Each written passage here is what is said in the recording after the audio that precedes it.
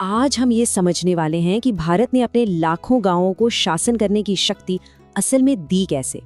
ये कहानी है संविधान में हुए एक बहुत बड़े बदलाव की। तो सवाल ये उठता है कि 1 अरब से भी ज्यादा लोगों वाला देश अपने 6 लाख गांवों तक लोकतंत्र को पहुंचाए तो पहुंचाए कैसे।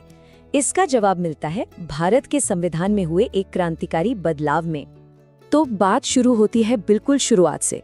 जब भारत का संविधान बना तो उसमें एक डुअल सिस्टम मतलब 2 स्तरीय सरकार की बात कही गई थी। मतलब पावर सिर्फ 2 जगहों पर बटी हुई थी।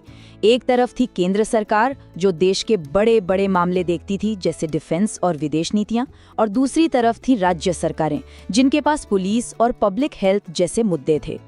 हाँ, लोकल यानी गांव के लेवल पर सरकार का आइडिया तो था, पर वो कानूनी तौर पर जरूरी नहीं था। इसे संविधान के एक हिस्से में रखा गया था जिसे राज्य की नीति के निदेशक सिद्धांत कहते हैं। अब ये क्या है? ये बस सरकार के लिए एक तरह की गाइडलाइंस थी, कोई सख्त कानून नहीं। मतलब आर्टिकल 40 में ये तो कहा गया कि हाँ भाई, ग्राम पंचायतें बनाओ, उन्हें ताकत दो, लेकिन ये सिर्फ एक सुझाव था, कोई जबरदस्ती नहीं थी। सब कुछ राज्यों की मर्जी पर छोड़ दिया गया था कि वो इसे लागू करते हैं या नहीं। लेकिन फिर आया एक ऐसा मोड़, एक ऐसा संशोधन जिसने सब कुछ बदल कर रख दिया। तो देखिए हुआ क्या। 1950 में जब संविधान लागू हुआ तो ग्राम पंचायतें सिर्फ एक सुझाव थीं, लेकिन फिर साल आया 1992 का और पास हुआ 73वां संवैधानिक संशोधन। इसने भारत के पूरे गवर्नेंस स्ट्रक्चर को ही बदल दिया और लोकल सरकार को अनिवार्य बना दिया। और ये कोई छोटा मोटा बदलाव नहीं था। संविधान में बाकायदा एक नया हिस्सा जोड़ा गया, भाग 9, पंचायतें। तो जो चीज कल तक सिर्फ एक सलाह थी, अब वो भारत के लोकतंत्र का एक मजबूत संवैधानिक हिस्सा बन चुकी थी। तो ठीक है, ये नया तीसरा स्तर बन तो गया, पर ये दिखता कैसा है, काम कैसे करता है, चलिए इसकी बनावट को समझते हैं। इस संशोधन ने पूरे देश में एक जैसा एक यूनिफॉर्म 3 टियर सिस्टम लागू किया। सबसे निचले लेवल पर यानी गांव के लेवल पर है ग्राम पंचायत। फिर इन ग्राम पंचायतों और जिले को जोड़ने के लिए बीच में है ब्लॉक या मंडल पंचायत, और सबसे ऊपर जिले के लेवल पर है जिला पंचायत। तो इस तरह शासन की पावर गांव-गांव तक पहुंचाई गई। अब देखिए, सिर्फ ढांचा बना देना तो काफी नहीं होता है ना। असली चीज तो है ताकत, अधिकार। इन पंचायतों को असली पावर भी तो मिलनी चाहिए थी। तो ये पावर कैसे दी गई? संविधान में एक नई लिस्ट 11वीं अनुसूची जोड़ी गई और इसमें पूरे 29 सब्जेक्ट्स मतलब 29 काम लिस्ट किए गए जिनकी जिम्मेदारी पंचायतों को दी जा सकती थी। और ये कोई मामूली काम नहीं थे।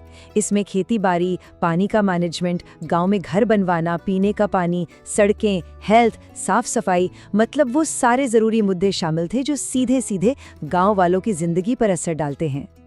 पर शायद इस 73वें संशोधन की सबसे क्रांतिकारी बात इसका ढांचा या इसकी शक्तियां नहीं थीं, बल्कि इसका फोकस था सामाजिक न्याय और सबको साथ लेकर चलने पर। ये संशोधन अपने आप में एक सामाजिक क्रांति था। इसने तय किया कि पंचायतों में अनुसूचित जातियों और जनजातियों के लिए सीटें रिजर्व होंगी, उनकी आबादी के हिसाब से। और सबसे बड़ी बात, इसने ये जरूरी कर दिया कि कुल सीटों में से कम 1/3 सीटें महिलाओं के लिए आरक्षित होंगी। और सिर्फ सीटें ही नहीं, अध्यक्ष के पद भी। जरा सोचिए, इस एक कदम ने लाखों महिलाओं को पहली बार लीडरशिप की भूमिका में ला खड़ा किया। तो कुल मिलाकर देखें तो ये 73वां संशोधन सिर्फ एक एडमिनिस्ट्रेटिव चेंज, एक कागजी बदलाव नहीं था। ये भारतीय लोकतंत्र की सोच में आया एक बहुत बड़ा, एक बुनियादी बदलाव था। इसने स्थानीय शासन को सिर्फ एक सरकारी पॉलिसी के लक्ष्य से उठाकर एक संवैधानिक अधिकार बना दिया। फैसले लेने की ताकत अब दिल्ली या राज्यों के राजधानियों से निकलकर सीधे लोगों के और करीब आ गई। और इसी के साथ शुरू हुआ दुनिया में ग्रासरूट डेमोक्रेसी का सबसे बड़ा प्रयोग। तो इस संवैधानिक सफर ने लाखों स्थानीय नेताओं को ताकत तो दी है, लेकिन ये सफर यहीं खत्म नहीं होता। सवाल अब ये है कि जब जमीनी स्तर पर इतने सारे प्रतिनिधि सशक्त हो चुके हैं, तो भारत में लोकतंत्र को और भी ज्यादा गहरा बनाने के लिए हमारा अगला कदम क्या होना चाहिए?